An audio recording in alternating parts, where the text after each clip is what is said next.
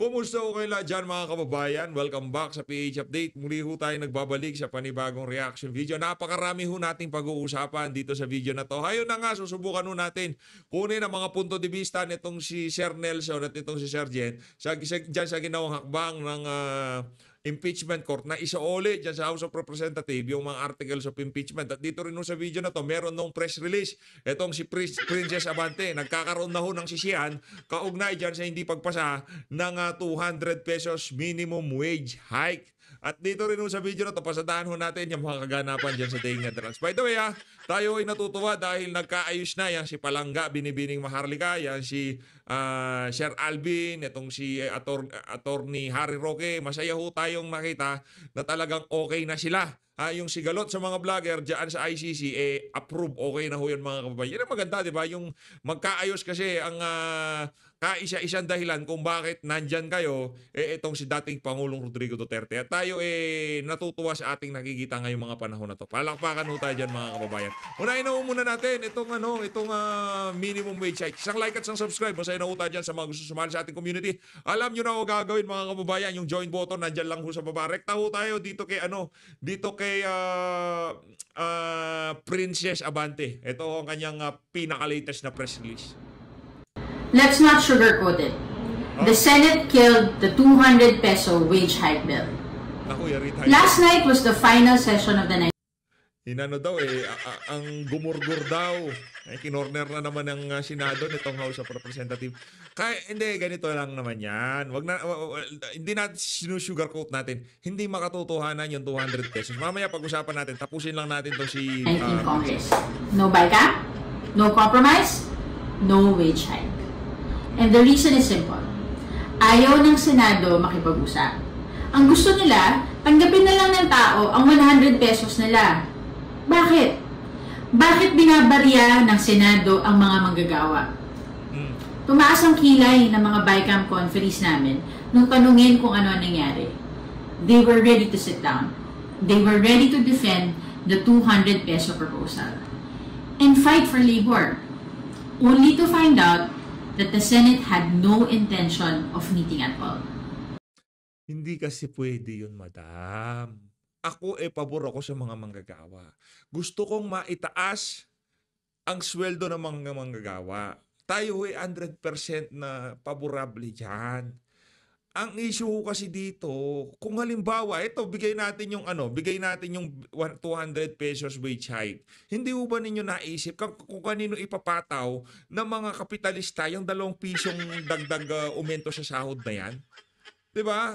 Kanino nila ipapasa yan? Sa mga consumer. Anong mangyayari? Yun ba mga trabahante? Hindi mo kumukonsumo yung mga yan? Hindi ba mga consumer yung mga yan? Pag ba ikaw trabahante ka, pagka kumubra ka ng mahigit na dagdagan ng 200 ang kinukubra mo kada senas katapusan, yun na ba yun? Hindi ho ganun yun. Ipapasa ho ng mga kapitalista yung dagdag aumento sa sahod doon sa mga bibili ng kanilang mga serbisyo at produkto. At sa tingin niyo ba pipirmahan niya ni Marcos Jr. sa napakarami niyang mga kaibigang mga kapitalista, mga oligarko? Sa tingin niyo ba papayag sila na magdagdag ng 200 pisong sweldo? Wala ho tayong problema dyan. Kaso, ang environment sa pagdadagdag ng sweldo, hindi ho ganyan. Padamihin nyo ang mga business. Padamihin nyo ang yung mga investor. Gumawa kayo ng maraming trabaho, sa gayong paraan, maubos yung mga manggagawa, magkakaroon ng kompetensya sa mga mamumuhunan na kung sino ang pinakamalaki magpasweldo. Hindi yung sasakalin mo itong mga kasalukuyang mamumuhunan para makapagpapugi at makapagpaganda lamang sa mga kababayan natin na napataas nyo ng sweldo, gayong ginugurgur nyo naman, hindi ko pinakampihan dito mga kapitalista. Tayo nag-arawang sweldo. Naiintindihan natin, kailangan yan ng ating mga kababayan. Kailangan yan dagdag sweldo na yan. Anong gagawin natin sa dagdag na sweldo kung kinabukasan, bukas makalawa, itataas din ang presyo ng mga pangunahing bilihin? Alangan namang hindi kikita yung mga yan. Pambihira. Anong magagawa ng DTI pagka sinabi na, ito yung production cost namin. Sa labor cost pa lang namin halos magurgur na ang aming business. Hindi ba namin pwedeng ipasa yan? Paano pa kami kikita? Mas malaki ang problema natin pagka nagsara yung mga businesses na yan. Hindi ho ganyan. Kung gusto nyong mapataas ang sweldo, magikayat ng maraming mamumuhunan, gumawa ng maraming trabaho, sa gayong paraan, yung mismong mga businesses ang magkakaroon ng pagandahang sweldo, pagandahang benepisyo. Hindi yung sasakalin nyo, yung kasalukuyang mga kapitalista o kung sino mang investor dyan, para lamang makapagpapogi, makapagpaganda kayo sa mga butanteng manggagawa. Hindi ho ganyan solusyonan ang problema na yan. Siguro, sa mabilis na panahon, okay lang, sige, takasan natin. Wala tayong problema dyan. Mahalo natin ang ating mga manggagawa. No, kailangan yung 200 na yan. Kailangan yan. Pero hindi sa kaparaanan na lalong hihirap ang sitwasyon natin. Dahil lamang dyan sa request na yan, dahil lamang sa pagpapapogi at pagpapaganda netong administrasyon ni Marcos Jr. Alam nyo na hindi papasa kay Marcos Jr. yung 200 na yan. Hindi papasa yan. 100% hindi ibibito yan ni Marcos Jr. Anak ng toko. Mga lobbyist niya sino? RCA. Sino pang lobbyist niya? Mga tycoon, hindi biro mga kababayan. Kaya kumbaga dito, ang nangyayari dito, gusto namin kahit nga daw gawin nyo pa 500 yan eh. 'Di ba? Yun nga ang 100, baka hindi nga mapirmahan yun ni Marcos Jr. Sige, wag mong pirmahan yan, ibito mo yan, ganito bibigay namin sa'yo. Diba? Ang 200 na yan, wishful thinking yan. Kumbaga ano yan, suntok sa Mars yan, ika nga. Hindi mangyayari yan, madam. Alam nyo, kahit kayo dyan, hindi papasa yan.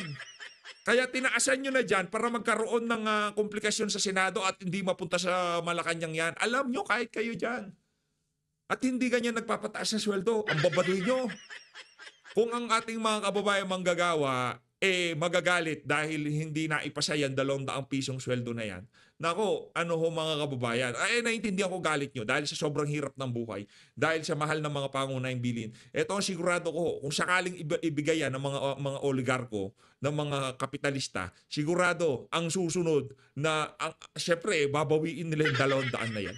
Hindi naman pwedeng ganun-ganun na lang. Hindi pwede yan. Kung hindi nila babawiin yan, magsasara yung ibang mga negosyo. Yun ang sigurado. We were ready to deliver. We came in good faith. Hindi, we're not ready to deliver. Hindi ganyan na nagdi-deliver. Kompetensya yan. Supply, law of supply and demand. Pagka mataas ang supply, di ba? Bababa ang demand. Pagka mababa ang demand, tataas ang supply. Tama ba? Kunyari, dalubhasa tayo sa ganyan. Ang dami ho nating supply ng mga gagawa. Walang demand. Walang mga negosyo, walang mga negosyanteng nagbubukasan. Paano magkakaroon? Tingnan nyo sa ibang bansa, pagandahan ng benepisyo. Dito kayo sa amin, $2,000 kayo kada buwan. O magsasalita naman ng Singapore, hindi. $3,000 kami dito. O magsasalitaan Japan, 4,000 kami. Meron pa kayong benefits. Pwede pa kayong maging ang tawag doon, permanent residency. Diba? Meron nga ganyan pagandahan. O dito na lang kayo, may libre ang healthcare. Pwede mong dalhin. Ganon. Yun ang environment na kung saan ang magbebenepisyo, hindi nyo kailangan sakalin yung mga kapitalista. Sila mismo sa sarili nila, naku, yari tayo dyan. Hindi tayo pwedeng taasan ang sweldo nila kasi pipiratahin yan, kukunin yan ng kabilang kumpanya. Ang ganda ng benepisyo nila. So ano gagawin itong itong kumpanya na to? Ang daming oportunidad Kung ako ako dyan, magja-job shopping ako. Ito ba gusto ko, mas maganda. Ang dami mong choices Di ba? Magda-dicer ba ako dito? Magbabagger ba ako dito? Magkakahera ba ako dito? Dito ako, merong dito, mas mataas ng 300 ang sweldo. Ganon. Hindi yung ganitong klaseng environment, hindi, lukuhan ho kasi. Wala, wag masamain ng mga manggagawa. Tayo ho'y paborable sa inyo. Kaso ang problema dito, anong dahilan kung bakit wala tayong ganong klaseng environment dito sa Pilipinas? Number 1, korupsyon. Hindi pa nag-uumpisa ang business, kinukutungan na ng mga walang yang politiko. But what the Senate gave us was a take it or leave it ultimatum. Wala silang balak makipag-usap. Ang gusto nila, susunod lang kami sa gusto nila. That's not how democracy works. And that is not how we should serve the people. This was not a reckless proposal. It was a responsible, well-considered measure. But Well, reckless pa sa reckless yan. Yaan, parang yung impeachment ni VP Sara. Sobrang reckless. Last 2 minutes, ipapasa nyo. Ngayon, pagka sumablay yung isa, wala kayong kasalanan, sila lahat. Dito sa isa na to, 200, alam nyo naman na hindi maaaprobahan. Yarin lamang hindi maaaprobahan. Maghanap tayo ng masisisi dyan. Hindi yon tayo ang puputukan ng mga manggagawa. Galit na yung mga manggagawa kahit ang baluslos. Ilipat natin yan kay Marcos, kay Chis Escudero, sa mga senador. Ano yan eh, kumbaga, laro yan sa politika na ina-agitate naman ho nila dito yung mga manggagawa na kahit nilang magalit sa Senado, kesyo ganito, ganyan. Pero kahit sa House of Representatives, alam nila nakabalbalan yung bill na yan. Hindi maipapasa yan. At hindi sa ganyang paraan para pataasin ang sweldo ng mga manggagawa. Hindi ako masyadong sold doon sa mga nagsasalita. Saan ang ganito? Mga manggagawang ganito. Pabor ako sa mga manggagawa. Mahal natin manggagawa. Pero kung gusto nating umayos ang swelduhan sa Pilipinas, unahin nating i-call out yung mga magnanakaw na politiko. Yung mga dahilan kung bakit ayaw na magpunta dito ng mga investor. Kung bakit babagsak lahat yan sa peace and order sa presyo ng kuryente na gustong ayusin ni Marcoleta. Di ba? Diyan wala tayo babagsak. Pagka naisaayos yung mga yan, tuloy-tuloy yan. Hindi natin kailangang makipagpwersaan sa mga kapitalista na yan. Sila, magtataasan niya ng sweldo. Anong provincial? Kami mismo, punta kayo dito sa probinsya na to, kailangan namin ng maraming factory worker. Ang sweldo, ang benepisyo, ganito. Sa tingin nyo ho ba mga kababayan, yung mga kalabang pabrika, hindi magpapataasan yan? Yun ang problema. Kaso, wala nang gustong mamuhunan sa Pilipinas. Wala nang turistang gusto magpunta dito sa Pilipinas. Diba? Kunyari, yung kumpanya ko for tourism. At ako makakapagbigay ng halimbawa 5,000 trabaho sa mga Pilipino. Gayong wala nang magpupuntang turista dito, sa tingin magbubukas pa ako ng business dito? Hindi na. Hindi na ako magbubukas. Bakit ako magbubukas dyan? Takot magpunta dito, napakaraming krimen. Baka man toko Ayusin natin. I-position natin yung ating mga sarili na kung saan hindi tayo nagiging uto-uto dito sa gustong mangyari nitong mga politikong kagaya nitong si Princess Abante. Instead of a dialogue, ang binalik sa amin ay tahimik na pagtanggi at pagmamadali. The people deserve accountability. Hindi ito pagkukulang ng Kamara. Ginawa namin ang aming trabaho. Pero ang Senado, iniwan sa ere ang manggagawa. This is not the end. Hindi barya ang kailangan ng mga manggagawa. Ang kailangan nila, sahod na makatao, sahod na makatarungan. Sahod na makatao. Tagal na yan. Tagal na naghihirap ang mga manggagawa bago pa pumasok ang administrasyon na yan. Pero kahit paano, kahit yung safety ng mga manggagawa ay naibigay ng nagdang administrasyon. Ito naibigay? Lalong tumaas ang pangunahing bilihin, transportasyon at lahat-lahat na. Langya ka, madam. Dito sa bahagi ng video na to, makibalita ho tayo sa mga kaganapan dyan sa The Hague, Netherlands. Ang papakinggan natin dito ang tawag dito, itong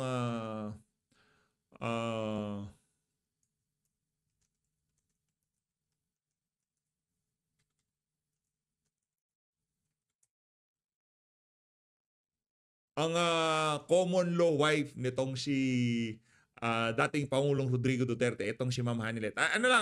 Mabilis lang. Segwayin ko lang ng mabilisan. Comment react ko kayo kung sang-ayon ba kayo dun sa mga punto de vista natin yun sa wage hike o hindi. Comment nyo sa baba. Pero ako, yun ho ang tayo ko dun. Kahit na ano pang gawin na wage hike na yan, ipapasa lang ho sa mga consumer ng mga ng mga kapitalista yung itataas nilang aumento sa sahod ng mga manggagawa. Kaya imbis na manawagan tayo ng taas sahod, manawagan tayo ng mawala ang korupsyon, magkaroon ng peace and order, mapababa ang presyo ng kuryente sa ating bansa, pangunahing bilihin. Kasi halimbawa, hindi nila tinaas ang sweldo. Nagkaroon ng umayos ang ating mga pangunahing bilihin, bumaba, 'di ba? Nawala ang korupsyon, nawala. Kasi yun ho talaga ang ugat kung bakit naghihirap tayo. Ngayon kahit nataas natin yung sweldo, kung patuloy pa rin yung paghihirap natin, sana aabot ang 200 piso. Alam ko malayo-layo na aabutin nun, 'di ba? Makakapag-almusal, tanghalingan, hapunan ka na diyan. Pero again, kung yung bibilin mong tanghalian, hapunan, almusal, tanghalian, hapunan, papatungan din dahil tinaasan yung sweldo na nagsiserve sa'yo, may problema pa rin ho tayo sa ika nga. Ito, rekta ho tayo dito kay ano. Comment react lang ho kayo. Ano naman ako dito, tatanggapin ko naman kung ano yung mga punto de vista nyo. Pero ako ho, yun ang tayo ko. Na pag-aralan na maigi at pumunta tayo doon sa root cause ng problema. Hindi ho yung band-aid solution. Diyan ho sila magaling dito sa administrasyon to. Pero hindi tayo against. Again, hindi tayo against dyan sa pagtaas sa sweldo ng mga manggagawa. Dito tayo kay Ma'am Hanilet Abansenya. Game! Okay, sabi niya sa akin, kausapin, mag-dinner daw ako, kausapin ko daw yung 4 niyang anak para sabihan niya, never daw na ibenta yung life story niya. Kasi never daw talaga daw niya ginawa yan. Even mayor pa siya. So, sinabi ko, sabi niya, yung lumalabas na libro, Ulitin natin kasi liniliitan, linalakihan ko. Ulitin natin. sabi niya sa akin, kausapin, mag-dinner daw ako, kausapin ko daw yung 4 niyang anak para sabihan niya, never daw na ibenta yung life story niya. Kasi never daw talaga daw niya ginawa yan. Even mayor pa siya. So, sinabi ko, sabi niya, yung lumalabas na libro, mag-issue daw ako ng disclaimer. Kasi kawawa naman kasi pinapalabas nila yung anak ng bibenta nun. Wala namang doon, makikita doon. Meron po bang life story na inilabas? Kasi parang may nakita nga ako na fake account na kay Kitty, na may mga libro talaga na binibenta. So walang authorization ni PRRD yun? Ayaw niya yan ever since mayor siya. Tsaka ito, kilala niya, mayor pa yan. Yung mga tao na mga minsan na nandito ngayon, pwede lang naging kakilala niyo na lang siya, lumabas na lang kayo, presidente na siya. The likes nito, so asawa niya, since mayor pa siya. So kilala nila. So even noong mayor siya, alam ng niyan, kaya yan naging kaibigan namin si Ipe, kasi si Ipe gusto niya isa pelikula, pero never talaga, not for any amount of money. Kaya ang bili niya, sinabihan niya ako, mag-dinner daw ako, yun ang niya. Mag-dinner daw ako sa 4 na anak niya, sabihan daw niya, ang life story daw niya is for them only. So maliwanag po yan, ha? Yeah, maliwanag. Whatever accomplishment na ayaw niya. Sabi Maliwanag ho yung bilin nitong si dating Pangulong Rodrigo Duterte. Ito na lang ho ngayon gusto natin dito sa PH Update. Kung ano na lang yung direktang mensahe na nanggagaling kay PRRD, yun na lang ho ang ating ililalabas dito. Kasi yung si Ma'am Hanilet, meron hong direct access. Common law right ni dating Pangulong Rodrigo Duterte. Nakakausap niya ho yan, nakakapasok ho siya sa detention facility ni PRRD, doon sa visiting area o kung ano man yan, nakakausap niya itong si Tatay Digong. Yun ang mensahe nitong si dating Pangulong Rodrigo Duterte. Pero kung halimbawa, pinatutuhanan naman ni Tatay Digong yan na ganyan ang nangyari. Pero maliwanag ho sinabi niya yung accomplishment, istorya ng buhay niya para sa mga anak niya at hindi para sa kung kanino pa man. Sa tingnan natin, bilang isang taga-suporta, sapat na sa atin na nakita natin naging presidente itong si dating Pangulong Rodrigo Duterte. Sapat na, kumbaga, hindi na kailangan isa pelikula ang buhay nitong si Tatay Digong kasi nag-unfold ang mga kaganapan sa mismong harapan natin. Hindi na natin kailangan ng sino pa mga artista. Ang artista dito sa mga nangyayari na to is dating Pangulong Rodrigo Duterte na. Wala nang maraming lights, camera, action na kailangan gawin dito. Kung sino yung bida, siya na yung nakikita nating tumatrabaho sa istoryang pinapanood natin na nangyayari sa mismong harapan natin ngayong mga panahon na to. Dito na tayo kay Sir Jen at dito kay Sir Nelson. Ito yung mga ito yung mga malulupit pagdating sa pagbibigay ng komentaryo at reaksyon sa mga kaganapan sa ating bansa. Rekta. Makagawa na sila ng mga bagay-bagay bago pa pumasok ang 20th Congress para sa kanila ay mapanagot na Ba? Sa usapin ng impeachment ng pangalawang Pangulo. Ibig mo sabihin, bago mag-June 30, meron na kagad desisyon? Posible. Baka yun ang nasa isip nila. Kung ako naman yung depensa, hindi tututulan ko na tututulan yan, di ba? Well, delay in tactics yan. Oo, pwede naman yun eh. Kasi pagka hindi ka pinagbigyan sa isang trial ng iyong mga kahilingan at may mga question na hindi sinasagot, pwede mo sabihin na hindi ka binibigyan ng due process. Yun. Hindi ba? Well, kung sa proper court yan. Oo. Kasi alam mo naman, sa usapin ng impeachment, may konting may konting grandstanding ito, saka may konting drama ito, Nelson. Pero kung yan ang gusto talaga ng Senado dyan, na hindi ito ma-delay, hindi dapat nila ibinalik sa House. Well, tama ka doon sa punto na yan. Ako kung ang pag-uusapan na yung Senado, gusto talaga nilang umabot ng 20th Congress. Yung Senado pag-uusapan So ang sinasabi mo rito ay yung House, yung mga prosecutor. Yung mga prosecutors. Ang gusto nila, ituloy-tuloy na ito, i-express. Mukhang gusto nila lang ma-expedite ito. Maaring ganun nga. Kaya lang, kasi sila ang may gusto talagang masimulan na kagad ang impeachment yung proceedings Kaya lang ang problema kasi sa isang kaso ay kagaya nito, di ba? Komplikado yung impeachment trial na dinidinig ngayon Dahil nga dun sa sinasabi mo na magpapalit yung Kongreso ha? Ayan. Maraming na yan sa problema na yan Maraming mga questions dapat munang masagot. At yung ginawa kahapon ng Senado, teka muna, may kwento muna natin sa mga kababayan natin. Bigyan natin ng konting background. Inabot ng gabi yan kasi yung iba nating kababayan, di naman sumusubaybay ng ibang mga balita, di ba?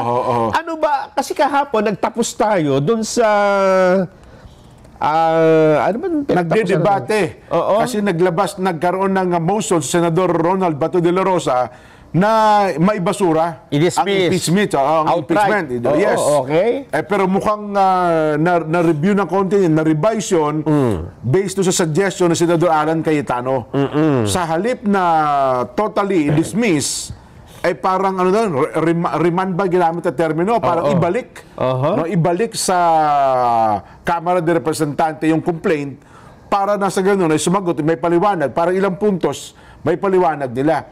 Doon sa stand na, bakit ninyo hinintay pa yung 4 na complaint bago ninyo ipinail ang usapin ng impeachment? Well, sabi na, technically, again sa Senado ito technically, ay parang may paglabagan niya doon sa 1-year ban ng impeachment complaint. Ayun. At doon na tayo nagpaalam. Yes. Dahil sila ay nag-recess. Ay, hindi. Tama ba? Nagpaalam tayo, magsusuot sila ng...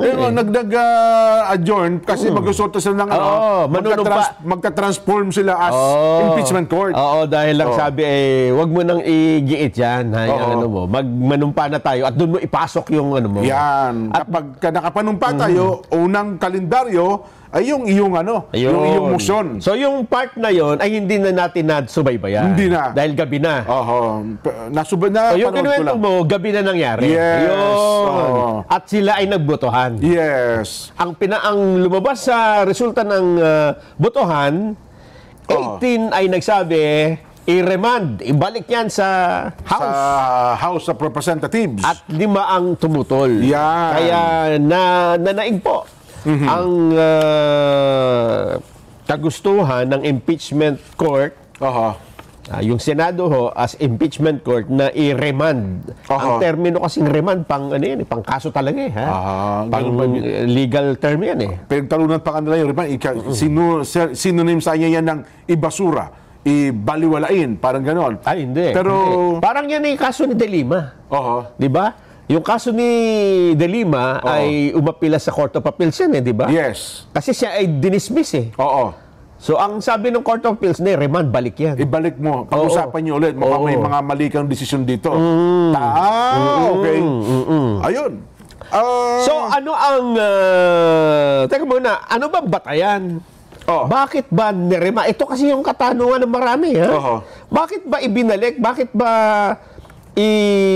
sinabi ng Senate as impeachment court na wag muna natin tong dinggin? Kailangan ay ibalik natin ito. Ano ba sabi? Pagpaliwanagin natin. May magpapaliwanag? Magpapaliwanag.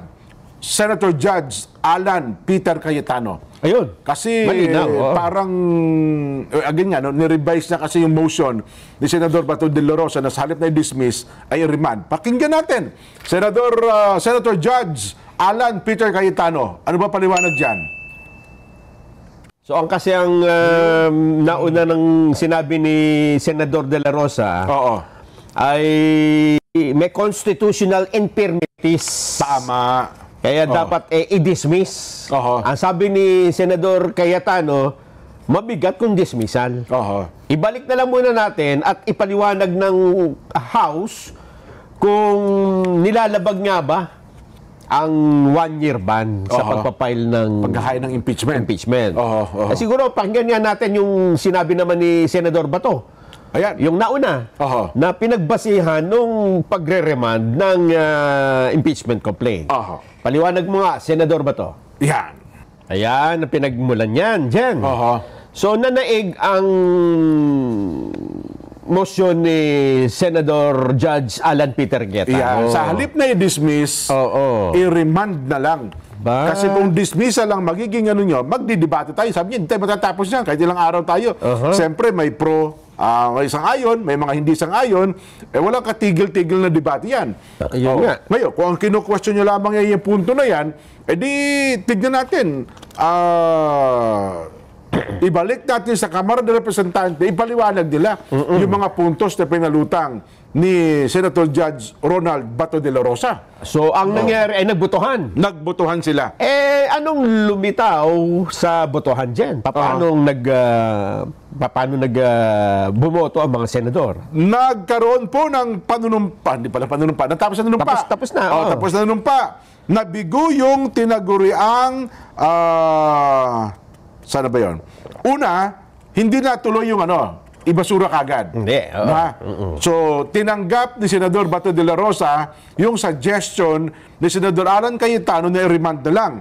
At pumunto na nga doon sa sila ay divide na ang House. Sino ang may sang-ayon na ito'y ibalik na lamang natin sa Kamara? At sino naman ang ayaw? Nagtaasan ba ng kamay? Nagtaasan ng kamay. Itaas ang kamay. Binilang Ang nagsabing ibalik sa Senado, sa Kamara, 18. Ba? Madami. 18. Overwhelming talaga. Ayan, bilangin mo. Baka sobra yan, 1, 2, 3, 1, 2, 3, 4, 5, Lagarda, 17, 18. Lito Lapid, ang taas ng kamay. Nasa sulok siya. Oo nga. Doon siya nakapag-participate sa botohan. 2 bilyar, nakataas ang kamay. Yes. Ayan. At ang nagsabi nung hindi, pag-usapan na natin yan dito, magsimula na tayo ng pagdinig. Ay 5 naman. Sa pangunguna ito ni Minority Leader Coco Pimentel, Rizal Tiberos, Nancy Binay, Grace Po, at meron pa isa. Gatchalian. Yes, Rex Gatchalian. Yan. So, ayun na ang nangyari. Ngayon ng umaga, ay mukhang ipinadala na nga at binigyan din po ng somon ang tanggapan ng pangalawang Pangulo para ipaliwanag naman ang kanilang punto do sa napag-usapan sa Senado kahapon. Ibig sabihin, ang impeachment complaint ay buhay pa. Yes. Hindi kahulugan ng remand ay dismiss. Diba? At hindi tinitigil ang proceedings. Yes. Kasi nagtuloy yung pagsahain ng summons sa Vice President. At binibigyan po ng impeachment court ang kampo ng pangalawang Pangulo ng 10 araw para sumagot dun sa natanggap na writ of summons. Yan. At kopya ng impeachment complaint. Pero sa kabilang banda naman, Nelson, so tapos tayo sa Senado. Pero ang Kamara de Representante na dapat ay tatanggap nung remand, ibabalik sa kanila, yung complaint. Yung impeachment complaint. Teka, sabi nila, ba't ibabalik nyo sa amin yan? Nagawa na namin ang aming trabaho ukol sa bagay na yan. Nagkaroon po siya ng press con kayo na bago tayo nagsimula ng palatuntunan. Okay. Gusto nyo bang marinig ang sagot? Sinong unang sasagot? Sino ang unang sasagot? Sige nga, direct, sino yung naka-ready dyan? Si Joel Chua. Manila Representative Joel Chua, may reaction siya eh. Ha? Hindi, isa ata yung babae, yung taga ano? Luis Tro. Si Luis Tro muna. Beatrix muna. Sige. O, ng Batangas. Ano po masasabi nyo, Kong, Beatrix? Well, in my opinion, as one of the member of the panel of prosecutors, to give way to the clarification which we want to seek from the impeachment court, I would defer receiving the articles of impeachment from the Senate, including whatever orders they will be transmitting to us. This is not disobedience, definitely. Ang gusto lang po natin mangyari is to seek guidance and enlightenment first so we can properly comply with the order of the impeachment court. So yun, narinig ko ba? Narinig ko. Parang ayaw nilang tanggapin eh. Hindi naman. Hindi naman gano'n. Magsisik kami ng guidance, sabi niya. Ang sabi niya ay parang hihingi man rin siya ng clarification kung ano yung utos ng Senado. Kaya lang, mapapansin mo dun sa una niyang sinabi, in my opinion. Yes. Ibig sabihin, ito na ba ang stand ng House of Representatives o opinion lang niya? Ni Congressman Beatrix? Oo. Well, Diba? hindi ko...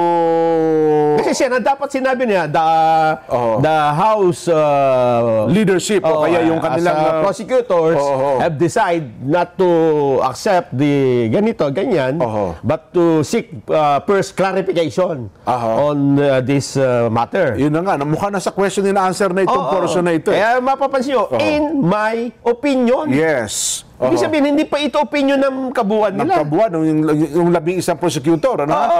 Ito pa nga, yung sinasabi ko sa iyo, si Manila Congressman Joel Chua. Ano naman ang point ni Kong Joel? Meron din siyang iba pang opinion din. Opinion eh. Ito, pakinggan natin. Ano bang sinasabi ni Kong Chua? Lulungkot po kami dahil ito po ay maliwanag na paglabag sa ating saligang batas. Dahil wala naman po sa mandato ng mga senador ang mag-file at magdesisyon sa ganitong klaseng mga motion. In fact, ito po ay gawain dapat ng defense, ng abogado, ng defense. Kaya nga po parang lumalabas po dito sila na rin ang nag-aabogado sa ating Vice Presidente. Ayon. Dapat ay niya, well, narinig ko rin sa debate kahapon sa Senado yan eh. Na ang dapat ay niya, nag-motion yan, ay ang depensa. Hindi tayo as prosecutor judges. At prosecutor judges, senator judges. Ang mangyayari niyan, Jen, kung gano'n ang gusto nila mangyayari, madi-dismiss nga yung ano. Hindi ba? Kasi ang sasabihin nila, ito ay parang yun ang unang topic eh, di ba? Yun na nga. Well, ang naging usapin na yun ay, well, hindi nga siya ng ayunan ng kapulungan ng Senado at nauwi sila doon sa remand. Ayun. Sapagkat pinagbuto, dinivide, may nag-motion na i-divide yung house eh. Ano ha? Ito pang sabi ng isa pang congressman. Mayroon pa isa. Prosecutor din ba ito? Si Congressman Lawrence Defensor? Yes, member ng prosecution team. Pakinggan natin, ano naman ang kanyang masasabi dito? Statement daw yan. Ang sabi niya, the Senate made a dangerous precedent and a clear breach of public trust. To remand is not an option. Ayun, It's either acquit or convict after trial. Malinaw na pagsagasa ito ng ating konstitusyon at demokrasya. Yun ang kanyang stand naman. Trial lang daw yan or hindi pwedeng remand. Kasi, nga, no? Well, yan ang ang ating binabanggit dito, yung mga puntos na magkabilang panig, Nelson, ha? Yes.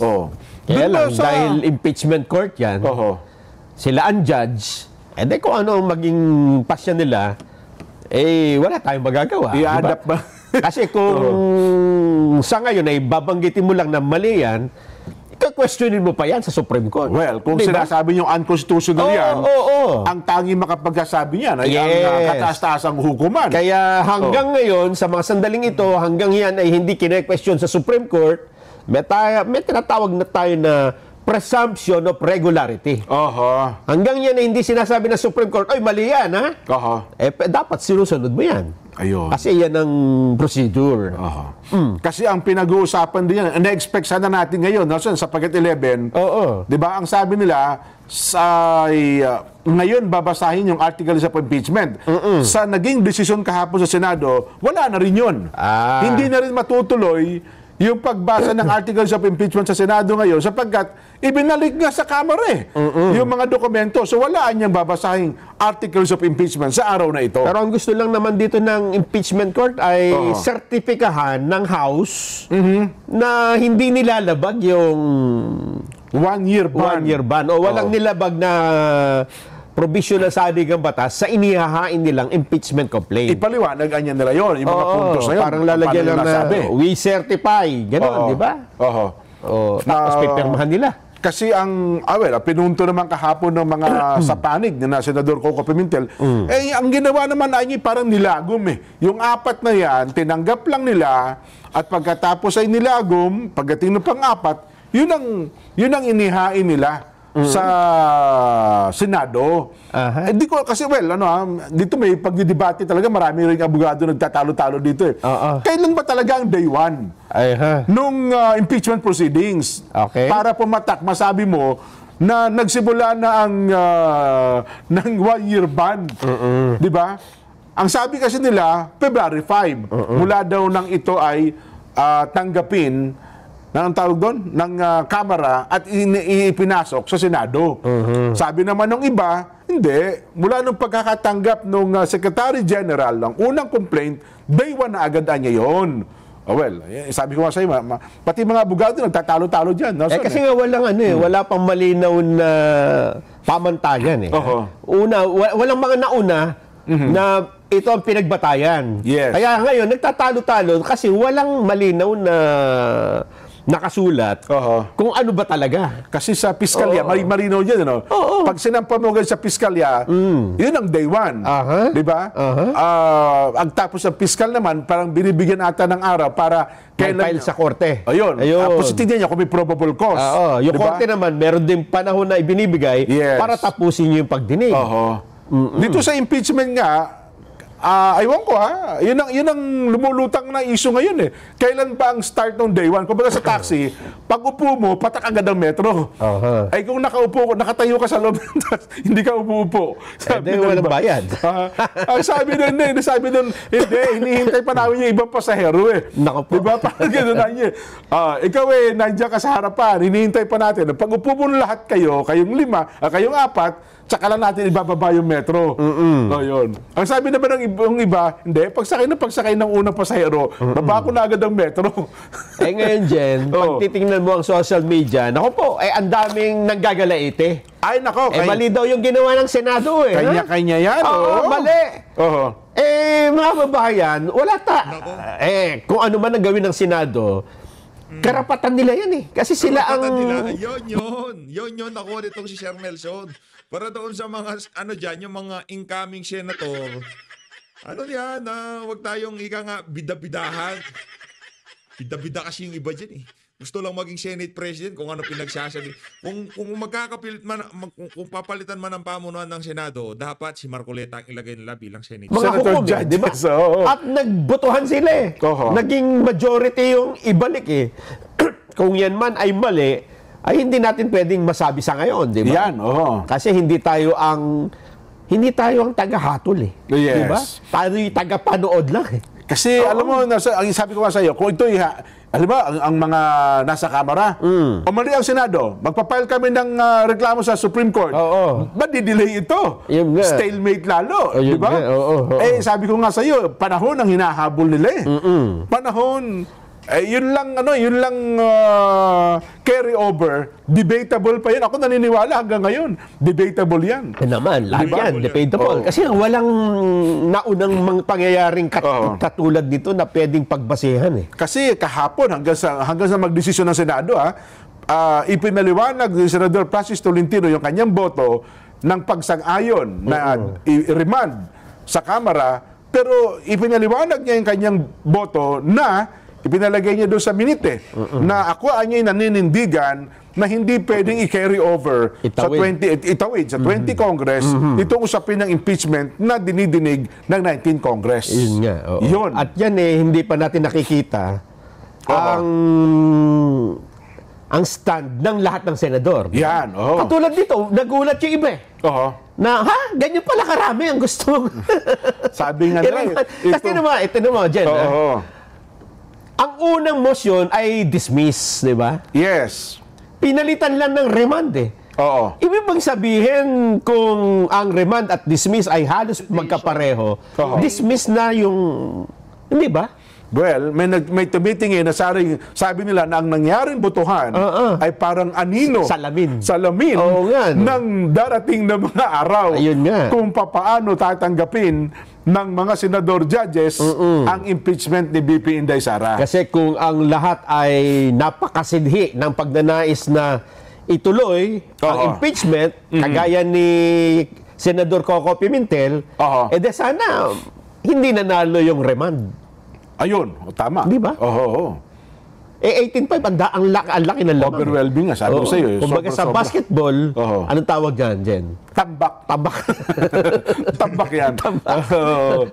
Nako. Pero, ang ipinunto pa kahapon, in-remand, pero binigyang diin ng Senate President na ito'y hindi nangangahulugan na dinidismiss ang usapin ng impeachment. Hindi.